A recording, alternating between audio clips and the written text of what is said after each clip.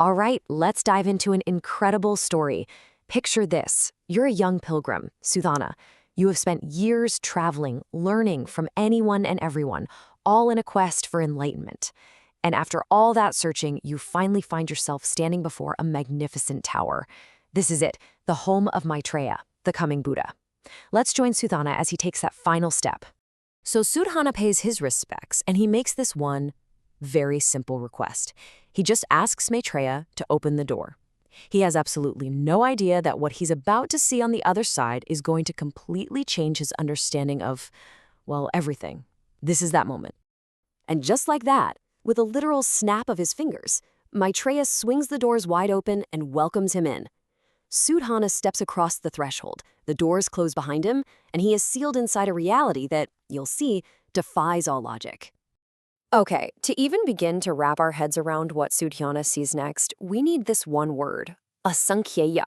It's a Sanskrit term, and it basically means a number so huge that it's just innumerable, incalculable.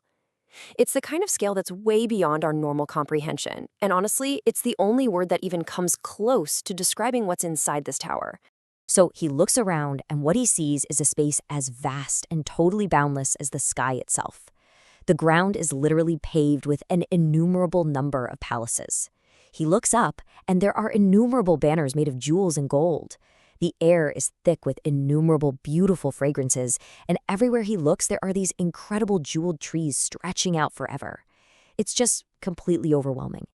But here's where it gets really mind-bending. From the one spot where he's standing, Sudhana can see this entire infinite expanse, all at once. And get this. Every single palace, every single jewel, somehow contains the entire tower within itself. And maybe the wildest part, nothing blocks the view of anything else. It's like an infinite holographic universe, where every tiny piece reflects the entire picture. And just as his mind is trying to process this impossible space, he has another realization. He's not just looking at objects, no, he's seeing time itself. Specifically, he is witnessing the entire multi-eon journey of Maitreya, all playing out at the exact same moment. He sees Maitreya appearing in every form you could possibly imagine. In one instant, he's a heavenly king, patiently teaching the gods to let go of their selfish desires. And in the very next, he's a terrifying demon king, using that fierce appearance to teach a different lesson, that everything is impermanent. It's just a perfect example of how a bodhisattva works. They'll use any means necessary to help others awaken. And this vision just keeps expanding. Sudhana sees Maitreya in the highest heavens, singing the praises of wisdom and compassion. And at the same time, he sees him in the deepest, darkest hells, just radiating this soft light to give a moment of relief to beings who are suffering horribly. It shows that no one, no realm, is ever left behind. And then the vision shows him the true cost of this compassion.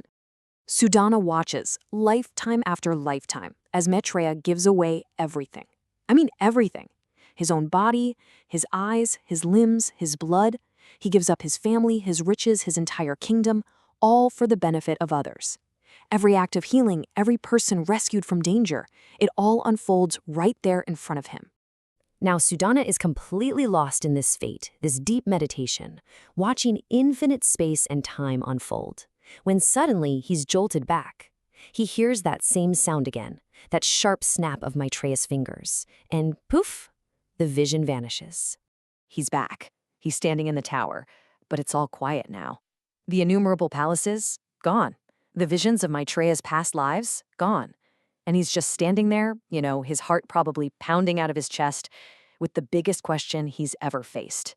Was any of that real? Maitreya just looks at him and gives him this incredible answer. He says, the nature of reality, not just the vision, but all reality, is like that. It's like a dream. It's like an illusion. It's like a shadow. It appears real, but it doesn't have any solid, permanent existence on its own. Now, this is a really, really important point. In Buddhist thought, when you say something is like an illusion, it does not mean it's fake or that it didn't happen. Not at all. It means that it's a temporary appearance, something that comes into being because of a whole web of causes and conditions. That vision was real, for sure, but it appeared because of Maitreya's profound wisdom and Sudhana's own readiness to see it. Sudhana still trying to get his head around this, asks, well, where did it all go then? And Maitreya's response is just perfect. He says it went back to where it came from, which is to say, nowhere.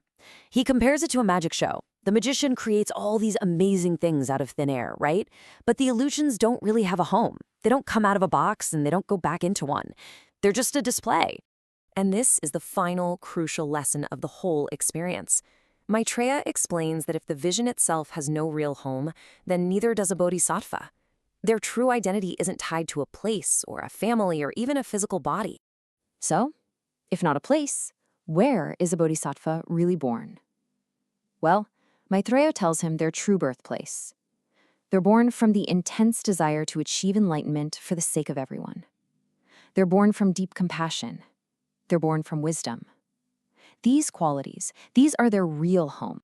And he uses this really beautiful family metaphor to explain it.